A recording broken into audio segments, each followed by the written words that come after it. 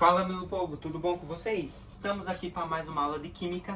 Nessa aula de número 34, vamos falar sobre capacidade de calor, tá? Em termoquímica. Objetivos: compreender o que é capacidade de calor e como calcular.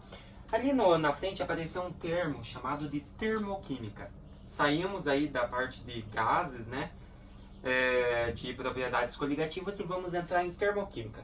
O que é termo? Já disse, termometria, tem algo a ver com calor, né? Então olha só.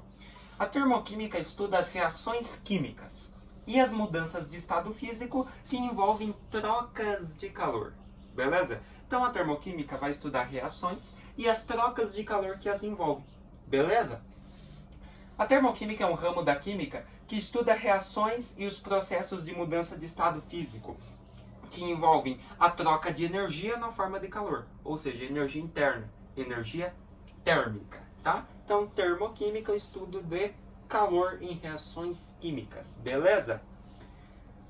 Capacidade térmica. O que significa isso? O que é capacidade calorífica?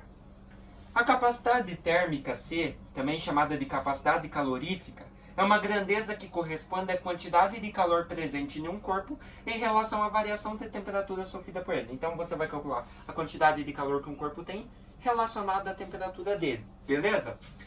Temos a fórmula da capacidade térmica, que seria C igual Q sobre ΔT, onde ou você pode fazer C igual M vezes C, né? O C grande ali é a capacidade térmica em calorias por grau Celsius ou joules por Kelvin, tá? A temperatura pode ser graus Celsius ou Kelvin, tá? E dependendo aí, se for em graus Celsius, a sua quantidade de calor tem que ser em calorias, e se for em Kelvin tem que ser em joules, tá? Como por dito, porventura, que é a quantidade de calor, nós já vimos em física, calorias ou joules. ΔT, variação da temperatura, né? Conforme vai variando a temperatura, graus Celsius ou Kelvin. O Mzinho lá, que aparece na outra fórmula, é a massa do corpo, né? Gramas ou quilogramas. E aquele C pequeno é o calor específico do corpo, tá? Um calor próprio aí do corpo, calor específico, tá? Calorias por gramas graus Celsius ou joules por quilogramas vezes Kelvin. Essa é a unidade do específico, beleza? Vamos passar aqui.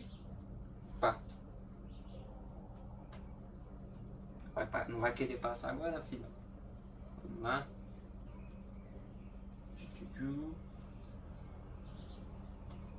Aí, prontinho. Reações termoquímicas. Essa aqui é uma parte muito importante que nós vamos precisar e você vai precisar guardar ela, tá? Reações endotérmicas e exotérmicas são grandezas que medem quantidade de calor, energia, absorvida e liberada durante reações. Elas são estudadas na termoquímica. Então você tem a endotérmica e a exotérmica. Vamos ver essas reações aí então? Vamos lá, passando. Ixi, não tá querendo passar muito esses slides aqui não, né? Estranho.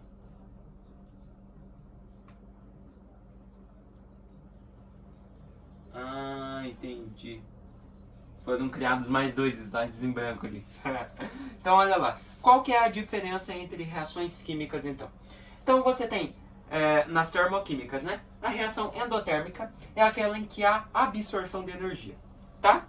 Nesse processo, a energia é produzida e de forma independente é mantida. Então, na reação química, você produz energia na forma de calor, energia térmica, e a reação endotérmica é aquela que absorve energia. Beleza? Então, reação endotérmica, ela não vai liberar energia, ela vai absorver, então ela vai ganhar energia. E geralmente em reações, as reações endotérmicas são representadas por mais, tá? Sempre na frente do número do valor é mais. Então, se tiver um mais ou não tiver nada, é só o número, você sabe que é uma endotérmica, ele ganhou energia. Então, tá aí.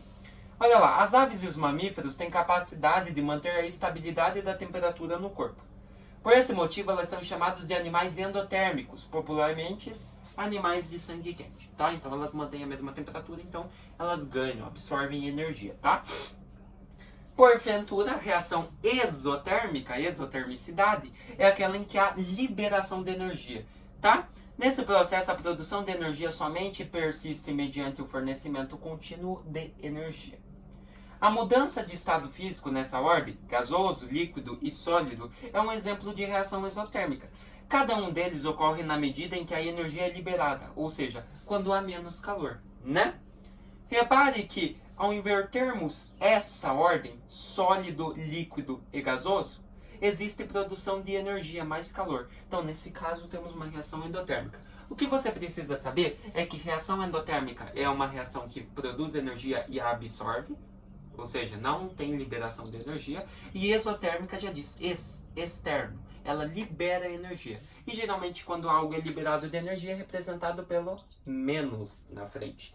Beleza? Então sempre que tiver um número ali em um cálculo de termoquímica, um menos na frente, pode ser uma reação exotérmica, tá? Esse menos representa que ele perdeu calor, então ele liberou para o ambiente. Reação exotérmica. Endotérmica, mais. Então ele ganhou mais energia, mais calor. Beleza? Então endotérmica ganha, absorve calor, energia, e exotérmica libera. Fechou? Exemplos no cotidiano. A gordura corporal funciona como um combustível no nosso corpo. Aquela que não é queimada é absorvida por ele. Como trata-se de absorção, temos uma reação endotérmica. Ao colocar uma panela no fogo para preparar um alimento, estamos por sua vez diante de um processo exotérmico. Isso porque o calor que é liberado transformará esse alimento para que ele seja consumido. Então, portanto, ele vai liberar energia ao alimento. Então, reação exotérmica. Beleza? Calor de uma reação química. Calor de reação é o nome dado à quantidade de calor liberado ou absorvido por uma reação, ou mudança de estado, né, que ela sofreu. Para medi-lo, utiliza-se um equipamento denominado calorímetro. Então, olha lá, quais são os tipos de calor de reação? Calor de fusão corresponde à variação de entalpia na fusão total de um mol de substância, à pressão de 1 atm. Principal comburente é o oxigênio. E temos o calor de solidificação, corresponde à variação de entalpia na solidificação total de 1 mol de uma substância a uma pressão de atm, tá? Então esses são os calores de reações, tá? Calor de reação é o calor liberado ou absorvido por uma reação, e você tem dois. Você tem o de fusão, que corresponde à variação na entalpia, que nós vamos ver na aula que vem. Entalpia é a energia interna de uma reação. Então você tem a variação na energia interna da reação, entalpia, na fusão total de 1 mol de uma substância. E isso é uma pressão de 1 atm, tá? E tendo tudo isso, um calor de fusão, tá? O principal comburente nesse caso é o oxigênio. E o calor de solidificação corresponde à variação de entalpia na solidificação, ou seja, na parte em que uma substância vai ficando mais sólida. Então, corresponde à variação de entalpia de solidificação total de 1 mol de uma substância a uma pressão atmosférica, que é a nossa pressão aí total, beleza? 1 atm. Fechou? Então, calor de uma reação química, calor que é liberado ou absorvido, tá? Olhem esse exercício aqui para nós encerrarmos. Define-se a capacidade térmica de um corpo como a razão entre a quantidade de calor que ele recebe, que nós vimos que, e a quantidade de variação ocorrida, né, de temperatura, ΔT. Ali no caso é tempo, não é tempo, tá? É temperatura. Se um corpo de capacidade térmica igual a 25 calorias por grau Celsius recebe calor de uma fonte durante 20 minutos, com taxa constante de 50 calorias por minuto, ela sofre uma variação de temperatura em graus Celsius igual a... Então, olha só. Sabendo que a taxa de recebimento de energia é 50 calorias por minuto, depois de 20 minutos, o corpo receberá 1000 calorias, porque você tem 20 minutos e você recebe 50 calorias por minuto. Então, se você fazer 50 vezes 20, você vai ter um total de 1000 calorias. A partir da capacidade térmica do corpo e da quantidade de calor recebida, pode-se determinar a variação de temperatura do corpo. Então, a fórmula é a mesma, muito simples. Você tem C igual a Q sobre ΔT.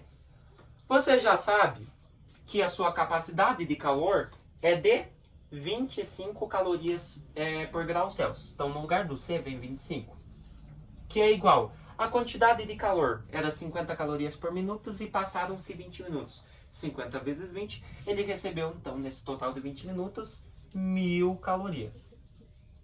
Dividido por o T, o ΔT, que é a variação que nós queremos descobrir, a variação de temperatura durante esse processo. O que acontece aqui, né? o ΔT é isolado, você fica igual, o 1000 fica, né? Como o ΔT ia passar para o outro lado multiplicando o 25, e o 25 ia multiplicar o ΔT, né? O ΔT ia passar para cá, o 25 passa dividindo o 1000, né? Para o outro membro. Se ele estava multiplicando o ΔT que passou aqui, ele passa dividindo o 1000. Então, por isso que é 1000 dividido por 5, por 25.